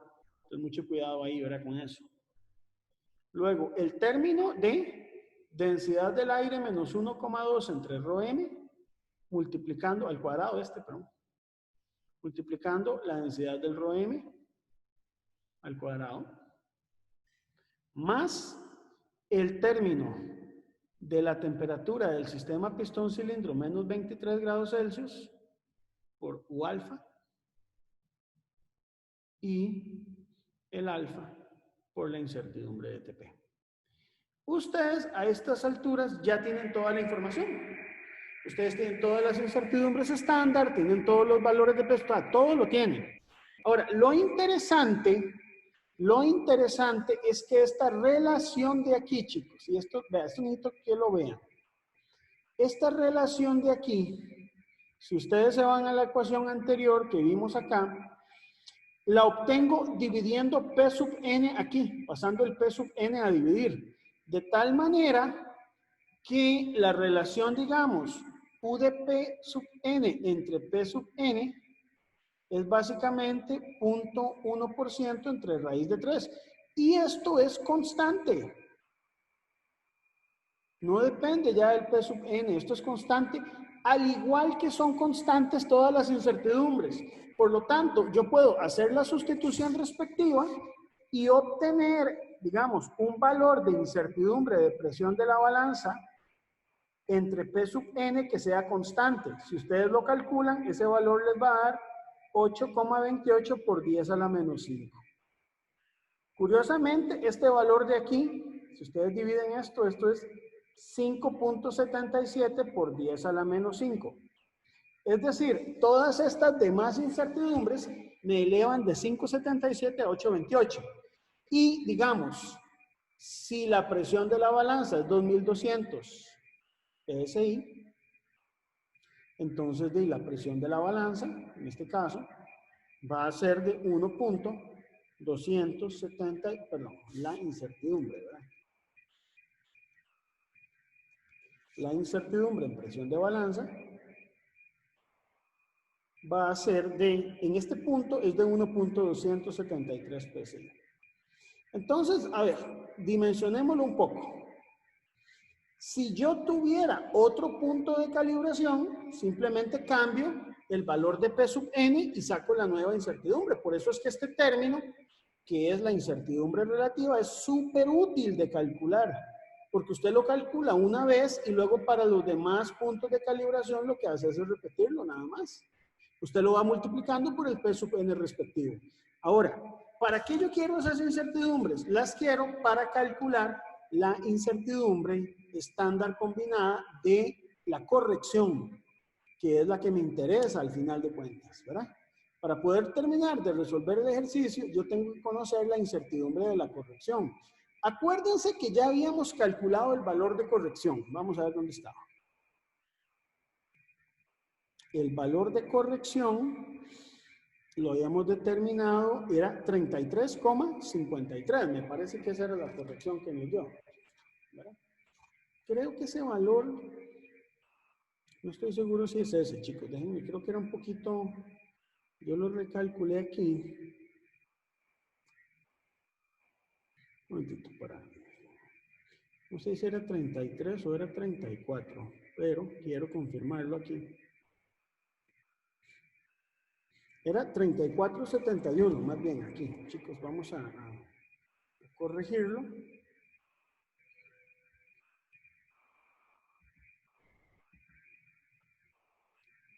Creo que era 34.7 más bien, ¿verdad? Entonces, este era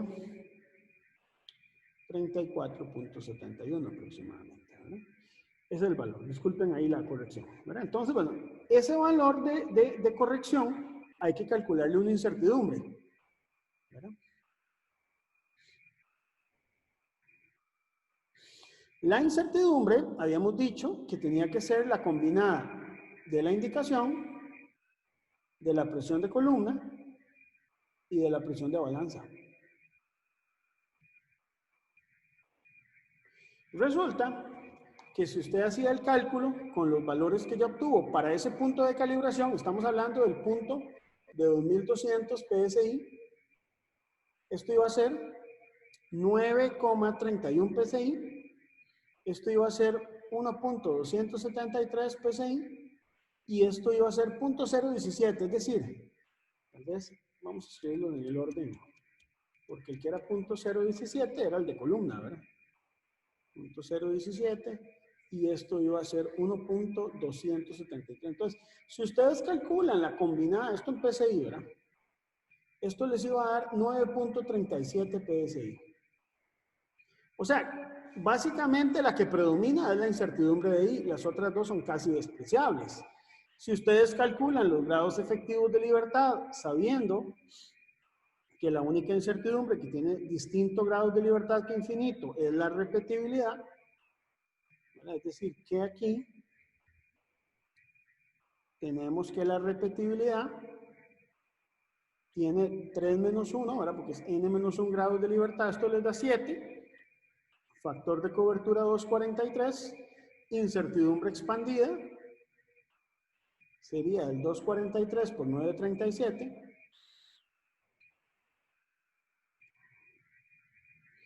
Con dos cifras significativas te da 23 PSI, ¿verdad? Entonces significa que la corrección habría que redondearla a menos 35 PSI.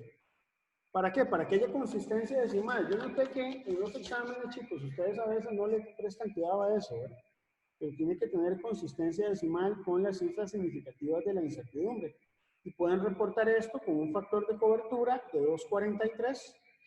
Si la distribución de student, tienen que dar los grados de libertad, si no yo les voy a penalizar, ¿verdad? Entonces, tienen que dar los grados de libertad y, de ser posible, la probabilidad de cobertura. Esto es básicamente el resultado de la corrección del manómetro en el punto de 2200 PSI. En la práctica, chicos, uno dice que la incertidumbre de calibración de este manómetro, o sea, si usted quiere calcularla completa, es de 58 PSI. ¿Por qué usted dice que es de 58 PSI? Porque usted suma la corrección en valor absoluto más la incertidumbre expandida y lo da con un factor de 243, ¿verdad? Entonces, si usted quiere recuperar la incertidumbre para efectos o utilizarla en cálculos posteriores, ese es el resultado de la calibración de ese manómetro. 58 PSI es mucho o es poco. Bueno, si la división de escala es de 20, son casi 2 divisiones de escala. Entonces, usted ahí tendrá que medir si eso es importante o no es importante. ¿De acuerdo?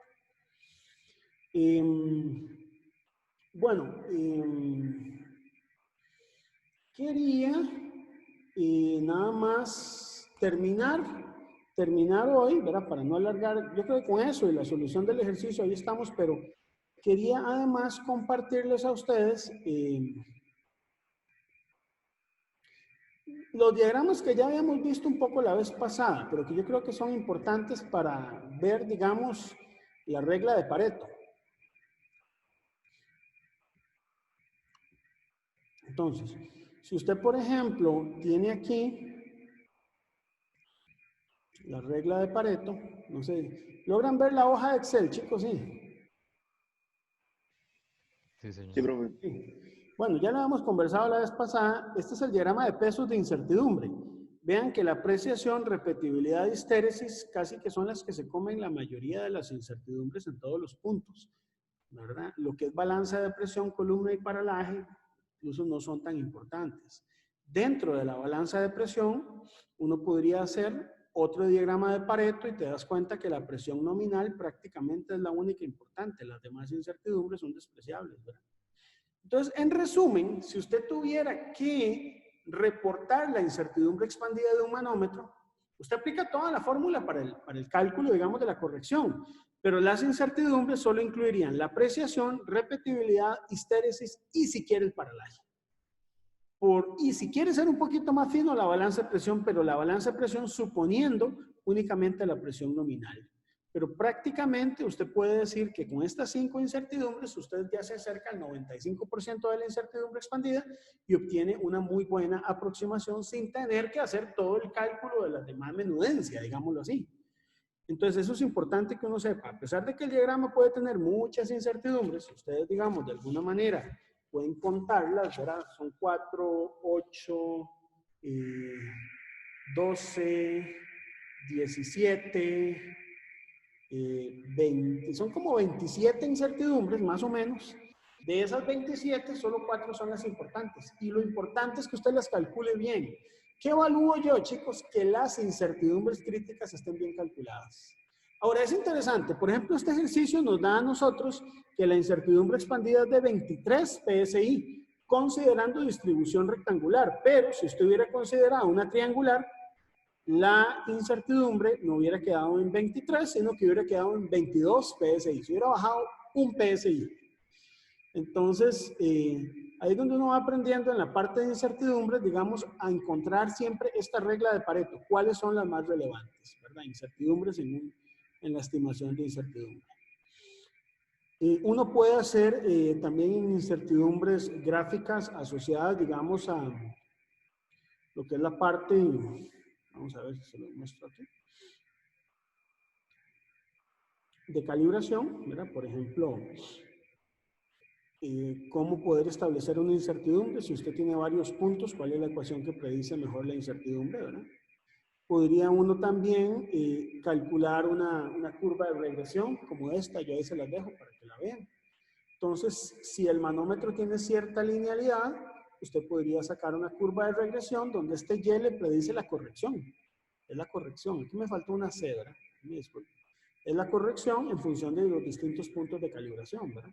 Entonces, uno puede establecer ecuaciones para la corrección e incertidumbre del manómetro, ¿verdad? Ese tipo de cosas se pueden hacer. Ese tipo de cosas ahí se pueden hacer. Entonces, bueno, se los dejo por ahí, chicos. Básicamente, solo como anuncio comercial, ahí me escribieron algunos de ustedes respecto al laboratorio. Yo entiendo que acaban de salir de examen ahorita el sábado, ¿verdad? Entonces, al menos en mi grupo, y hablé también con Rubén, que les diera ahí chance de un poquito de entregar el informe. El grupo mío, ¿verdad? Ahí les voy a escribir ahora, como una solicitud que me hicieron de extensión de unos cuantos días más para el informe, ¿verdad? Va a haber una tarea, una última tarea. Vamos a ver, yo ahorita voy a dejar solo una última tarea para efectos del último parcial, ¿verdad? Que ya sería el último parcial del curso, ¿verdad? Sé que este semestre ha sido un poco intenso, ¿verdad? Y sé que no es fácil adaptarse al tema virtual.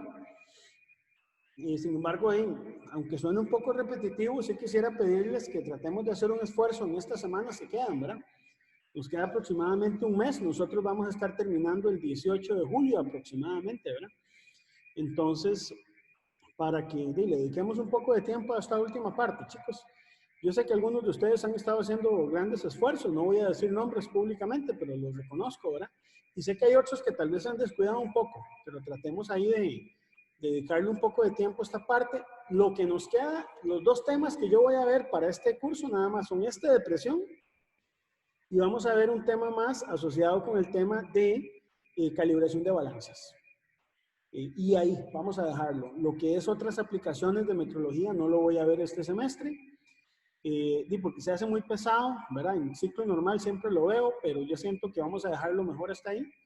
Y entonces nos quedaría este tema, un tema más que esperamos cubrir la próxima semana, muy bonito, ese es más fácil, no es tan enredado como este de presión, que lleva tanta álgebra. Y ya con eso estaríamos dando por terminado el curso, chicos, para que también se proyecten un poco por ahí. ¿Está bien? Profe, entonces, la siguiente semana tendríamos la última clase del curso. No he dicho que sea ¿O no? la última. No, el curso sigue porque lo de presión sigue un poquito más y lo de balanzas por lo menos nos lleva 2 clases. No, nosotros seguimos hasta el 18. Los temas, nada más, el tema que vamos a ver, además de presión, va a ser balanzas. Balanzas me va a tomar un par de semanas. Quiero verlo tranquilamente. Quiero verlo relajadamente, porque yo siento que ya mucho estrés, ¿verdad? Pero no es que la próxima semana es la última clase. No, nosotros seguimos, chicos. Ya tuvimos clase hoy 23, el 30, el 7 y no sé si el 14. Es posible que el 14 vaya a ser un repaso. Pero sí, la próxima semana quiero ver detalles del tema de presión, ¿verdad? Quiero ver ya análisis de un poquito de lo que es el tema de presión. En laboratorios en eso estoy viendo con Rubén, todavía no les he subido la práctica porque mejor terminen este informe para que puedan hacer la de temperatura. Y estamos editando la de presión, que en cuanto la tengamos ahí se las vamos a hacer llegar.